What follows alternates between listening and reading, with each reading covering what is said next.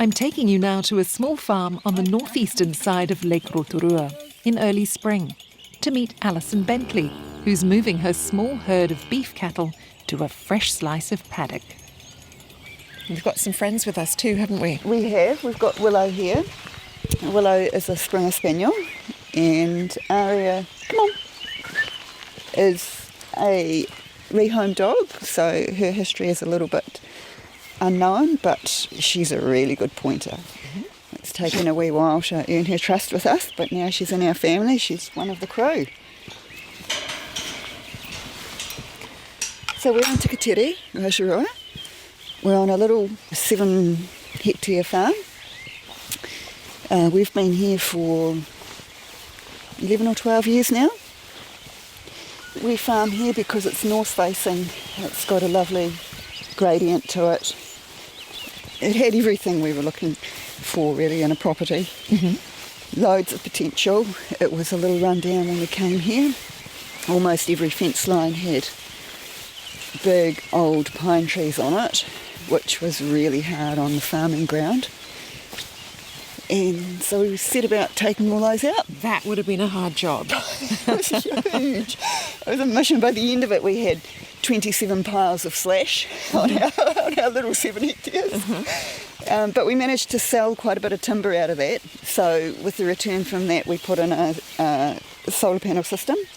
And so the solar panels run the power for the farm and the house and the water bore. But of course, being grid tied, we rely on the grid for after dark. Speaking of dark, we're in the dark.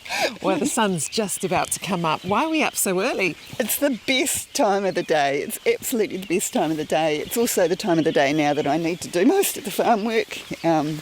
Working off farm now, but just listen for a moment.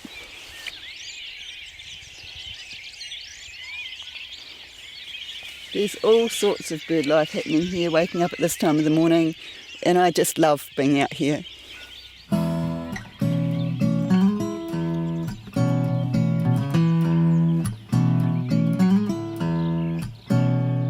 Farming on a small scale is something Alison studied as well as put into practice. It was the topic of her research with the Kellogg Rural Leadership Program.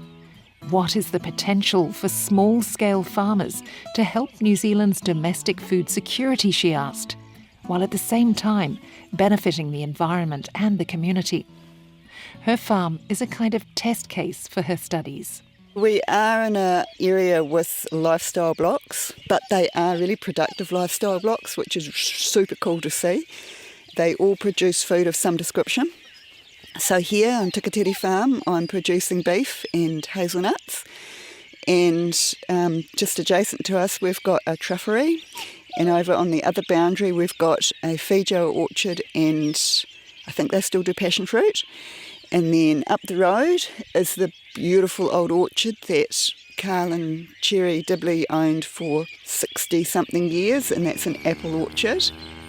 And there they are, the beautiful cows. Yes. These ones are Belgian Blue Cross. The Belgian Blues, what are they famous for?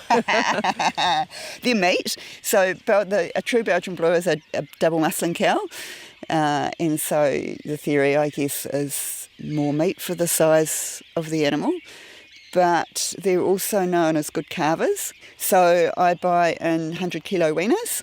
So I bought these ones in last November, and they're sitting now around 350-kilo live weight. And so my objective is always to move them on at around 420 kilos just around Christmas time. And I watch the market and watch the rate of the cows and watch the season and whip them out at the best time. And how's it looking? It's looking really good, actually. Is it? They're doing really, really well. When they get up and we move them in a minute, you'll see that they've got beautiful form, they've got beautiful straight backs, and they're well covered with beautiful tight round tummies. And just to look at, just tell the listeners a little bit about their markings, because they're quite unusual. Oh, they're gorgeous. They're absolutely gorgeous. And anybody that comes to visit wants to go and cuddle them, because they really are sweet. They're all different. Their markings are not consistent. They're mainly white, and they've got kind of that bluish grey colouring going through them. The cow closest to us here, she almost looks more like a white-faced Hereford, in that she's got a distinctive white face, but then the rest of her hide is more that grey, blue. Cows have just moved into a fresh lot of grass.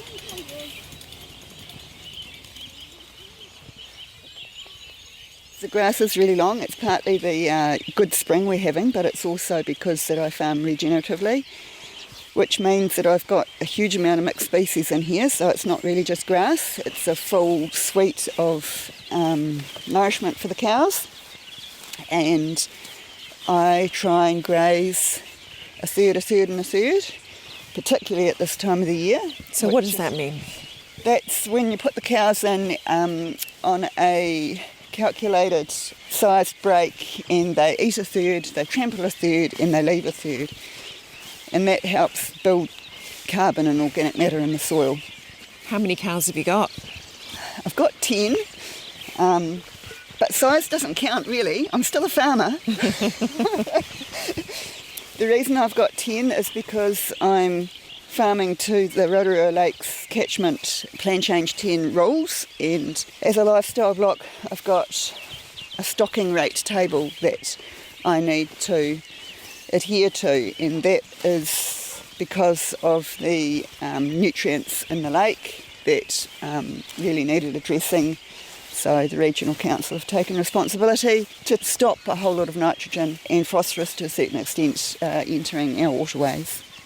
So this is all done before you head off to work, Alison. Yeah, but hey, isn't that the case with most people on small blocks? When it comes to butchering the cows, Alison ensures the shortest road possible between paddock and plate. I only send 2 heifers away at a time, and they go to a micro abattoir in the Waikato and get butchered and packed, and then I pick the packed meat up and bring it back here and label it and sell it from here. I've got an order page on my website, but I only sell within Rotorua because that's part of the Food Miles mission that I'm trying to, keep down and keep reasonable. And because I don't have continuous supply, there's been all sorts of challenges. I'm a farmer, not a marketer. We're going to talk more about your passion for short supply chains. Yes. Local food a bit later on. Yes, that's great. What happens next? I'll take you up to my wee subtropical corner on the loop around the farm, and then back to the farmhouse to get the bread out of the oven and chat some more.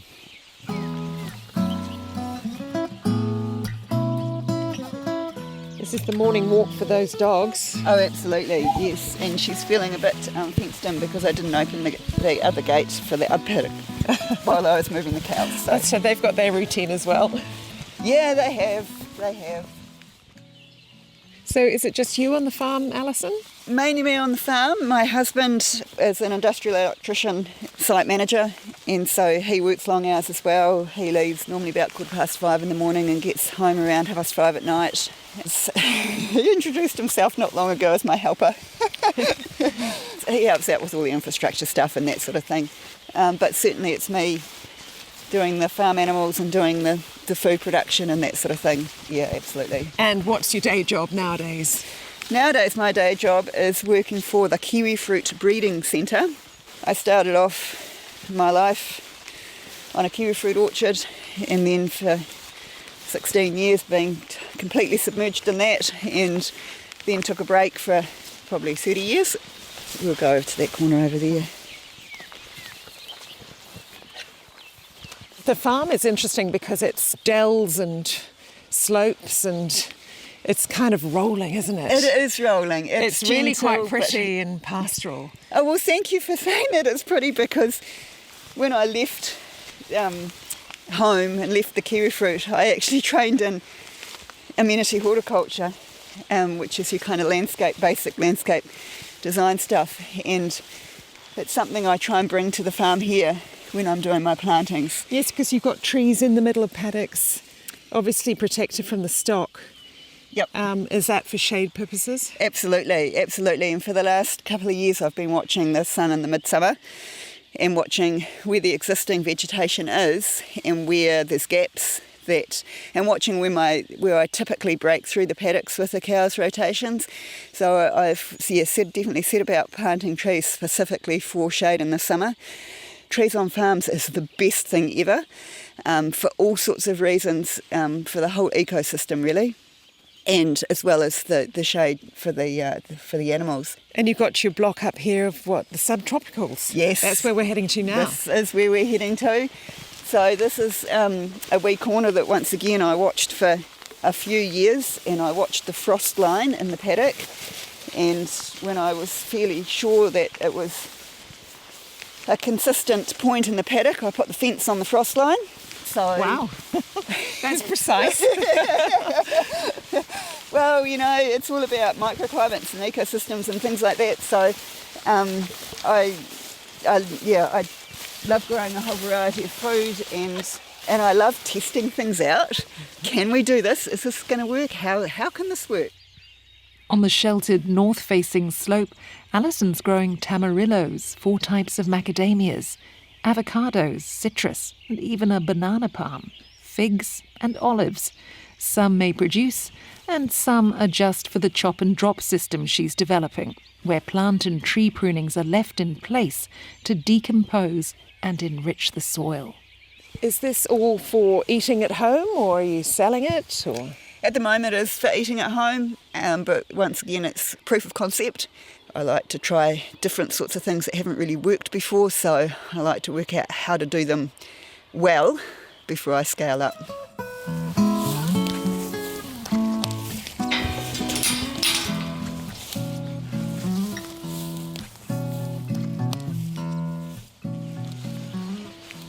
so we're just heading to the house to get the bread out of the oven. Is this something you do every day? Not every day, absolutely not every day, but I do it probably 2 or 3 times a week for sure.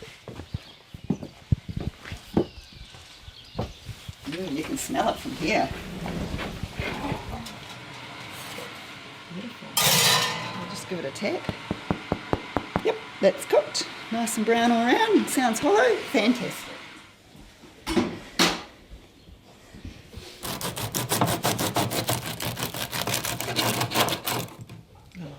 Beautiful, Alison. Well, It's a little bit too hot. Normally I'd let it rest for a wee but it's bit nothing like warm, fresh bread from the oven. What a treat. Alison, you started off as a scuba diver. Has the scuba diving helped with the farming at all? Yeah, actually, funny you ask. It's a really, yes it has, but it's only been in hindsight that I've realised the input that phase of my life has had, and that all I knew about farming and horticulture as a youngster was pretty much monoculture as New Zealand farming, But the scuba diving really brought in a whole ecosystem context to me. And, when you're submerged in the water and you're really in this 3-dimensional kind of state, you're looking at life in a different way.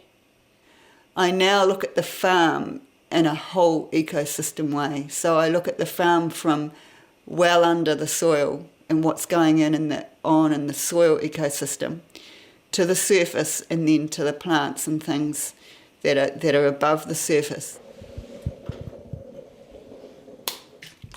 Now, are these eggs from your farm? Absolutely. Right, 2, 4, 6, 7. Let's do another couple. Why not? So you're almost self-sufficient here. You've got your own beef, your eggs, vegetables. My vegetable garden waxes and wanes depending on the phase of life and the business and stuff. But self-sufficiency is a really interesting topic in itself, isn't it? So while I dream to be self-sufficient, the reality for me is that's not going to happen.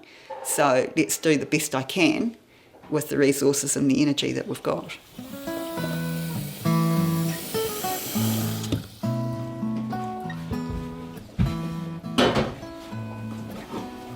There you go, your recipe hand. Thank you. Lovely. One thing that I came across when I did my Kellogg Rural Leadership Program was we had the opportunity to do an in-depth research project, and I chose small-scale food growers and their contribution to New Zealand's food system and food sustainability into the future.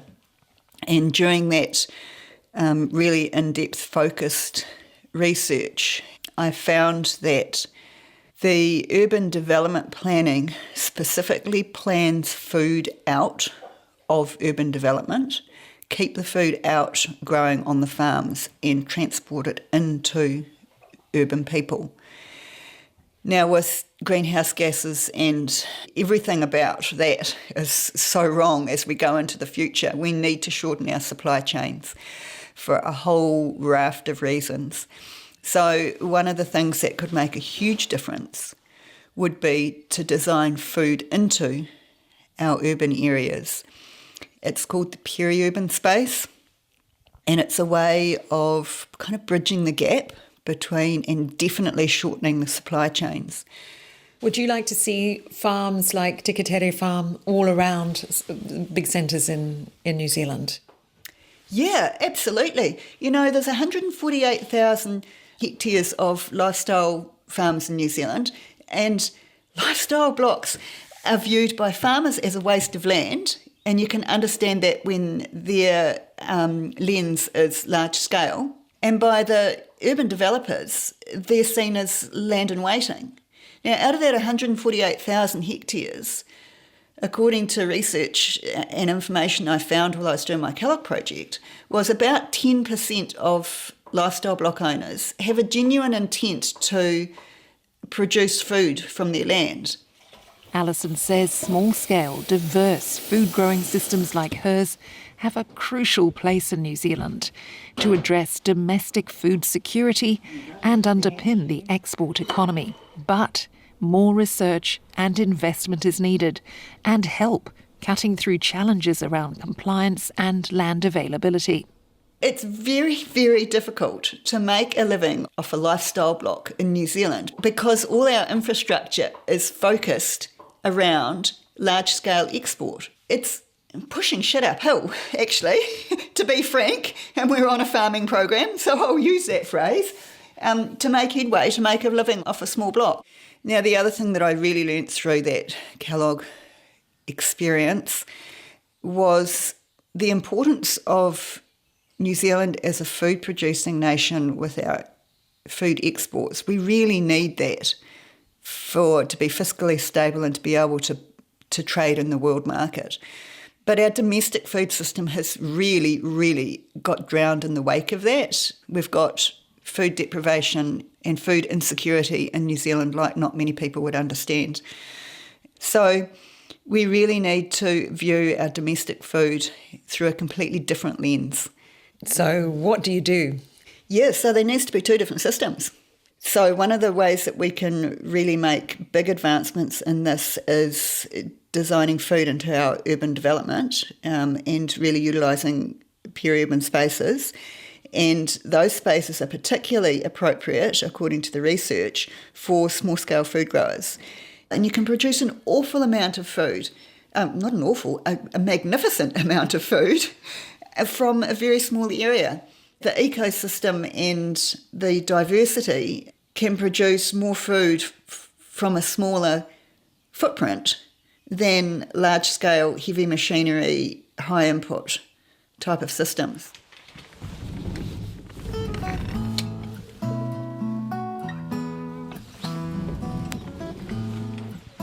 Charged up by breakfast, Alison's work on the farm hasn't finished yet.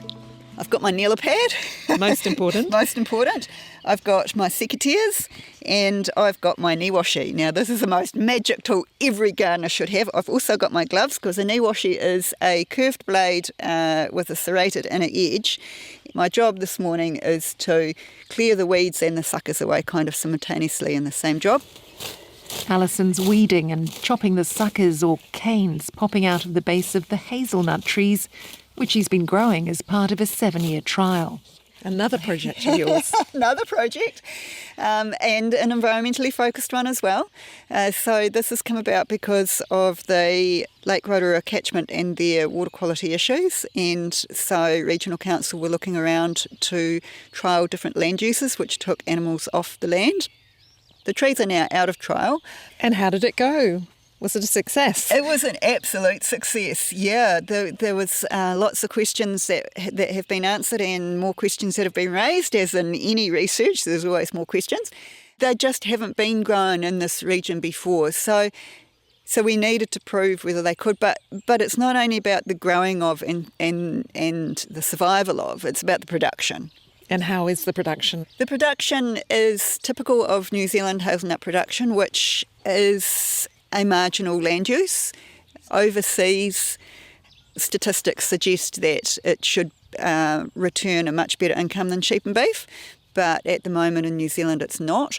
So part of this trial here was to compare two different varieties of cultivar against the normal white height cultivar that is New Zealand's commercial variety.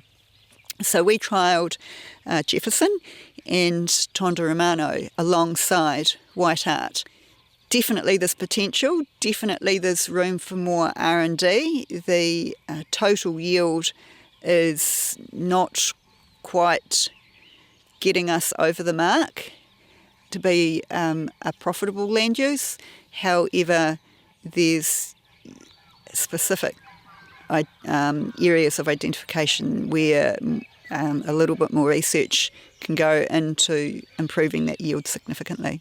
So do you think you'll plant more? And I would love to grow more hazelnuts. I would grow them differently than what this trial was set up, because this trial was set up according to industry standard, and industry standard is a large-scale monocrop. And I believe that there is a place for that, but I also believe that there's a place for ecosystem farming. so do you plant something extra in here? Absolutely, I would. What would you Absolutely. plant in between? The interrows I would plant with annual cropping, annual vegetable cropping, and in Rotorua in particular, it would be very suitable for kumaras, pumpkins, garlic. So once again, there's a diversity of what can be grown. If we could crack the yield issue and improve our yields, then there's 150 tonne of hazelnuts to be consumed in New Zealand that we're importing currently. So to displace that import is a fantastic starting point to grow an industry from. The potential's there, it's calculatable.